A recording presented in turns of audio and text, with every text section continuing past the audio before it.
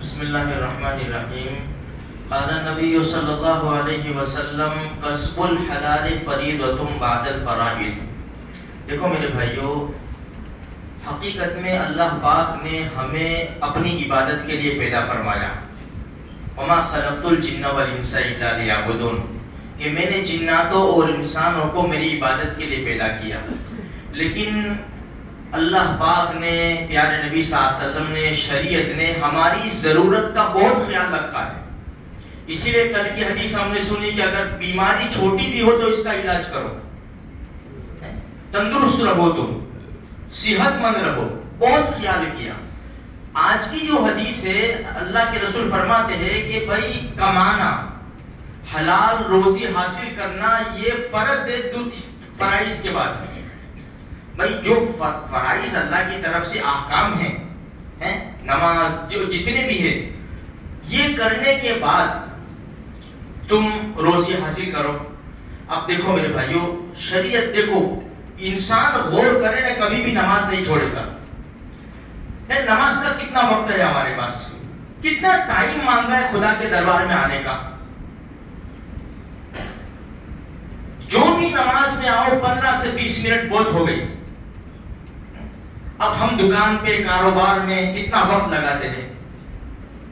انسان سوچے تو صحیح کہ پیدا کیا عبادت کے لیے، ہماری ضرورت کا خیال رکھ کے کہا کہ بھائی کما ہو جاؤ، حلال روزی تلاش کرو تاکہ ضرورت کے مطابق کام آوے، کسی کے ہم محتاج نہ بنے. مال دیکھو، نیک لوگوں کے لیے مال بڑی نعمت ہے اللہ کی. ہاں، جو نافرمان ہے نافرمانی میں اڑاتے ہیں ان کے لیے وبال ہے.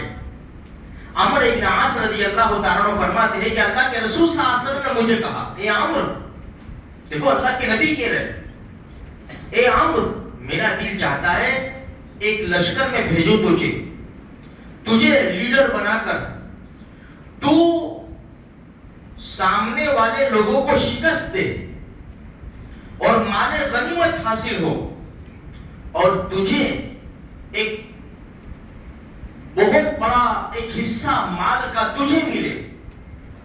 اللہ کے رسول نے یہ فرمایا عمرو بن عاص رضی اللہ کہ تجھے مال ملے. تو حضرت عمرو بن عاص رضی اللہ تعالیٰ عنہ نے فرمایا، اللہ کے رسول، میں نے اسلام جو قبول کیا ہے مال کی وجہ سے نہیں قبول کیا. صحابہ کرام دیکھو، میں نے تو اسلام کی محبت اور آپ کی معیت، آپ کی رفاقت، آپ کا ساتھ، میں آپ کے ساتھ رہوں، آپ اللہ کے نبی ہیں، میں نے اس لیے اسلام قبول کیا، مال کے لیے نہیں قبول کیا. اللہ کے رسول صلی اللہ علیہ وسلم نے ارشاد فرمایا، عمر، اللہ کے جو نیک بندے ہیں، اللہ کے صالح بندے ہیں، ان کے لیے مال جو ہے وہ بہت بڑی نعمت ہے. اس لیے کہ اللہ کے نیک بندے کہاں لگائیں گے مال؟ اللہ کے نام پر ہی لگائیں گے نا. تو یہ مال میرے بھائیوں آزمائش بھی ہے، نعمت بھی ہے. اس کو حاصل کرنا شریعت نے فل اجازت دی ہے. لیکن حلال حرام، جائز ناجائز، جتنے قوانین ہیں مال حاصل کرنے کے، اس کو سامنے رکھتے ہوئے، اور جتنے فرائض ہیں اس کو اس کی ادائیگی کے ساتھ، ہم نماز چھوڑ دے مال کمانے کے لیے کیا فائدہ؟ اس مال میں کیسے برکت ہوگی؟ فرض نماز چھوڑ دے، ہم تھوڑا سا نفع حاصل کرنے کے لیے جھوٹ بولے، ہم تھوڑا سا فائدہ اٹھانے کے لیے ڈپلیکیٹ چیز کو اوریجنل بتا کر بیچے، اس کی ایکسپائری ڈیٹ نکال دے ہوئے، دوسرا چٹھی لگا دے ہوئے، کوئی کاغذ لگا دے ہوئے، یہ سب سے مال تو حاصل ہو جائے گا، لیکن اس مال میں برکت بھی نہیں ہوگی اور قیامت کے میدان میں ہمیں جواب دینا پڑے گا. اس لیے اللہ نے مقدر میں لکھا ہے حلال کی نیت کرو میرے بھائیوں، کسی کو دھوکہ مت دو. عبد الرحمن بن عوف کو اللہ نے بہت مال دیا تھا، ابو بکر صدیق رضی اللہ تعالیٰ عنہ کو بہت مال دیا تھا، حضرت جابر بن عبداللہ کو اللہ، صحابہ تھے، انہوں نے کیسا مال کمایا؟ بالکل ایک دم پیور حلال. نیت کرو، نیتوں کے اوپر فیصلے ہوتے ہیں. ہم اچھی نیت کریں گے، اللہ تبارک و تعالیٰ ہمیں ضرور دے گا. اس لیے یہاں 2-3 نوجوان جو ہمارے یعقوب پورہ میں ہیں کہ انہوں نے نماز کے لیے اپنی نوکری چھوڑی ہے. ہمارے یعقوب پورہ کی بات کرتا ہوں میں، دوسری جگہ بھی ہے. آئے کہ بھائی مول صاحب وہ نماز کا نہ کہہ رہے ہیں، یہاں تک کہ جمعہ کی نماز کا بھی نہ کہہ رہے ہیں. میں کہ اللہ رزاق ہے. یہی بیٹھ کر بات ہوئی.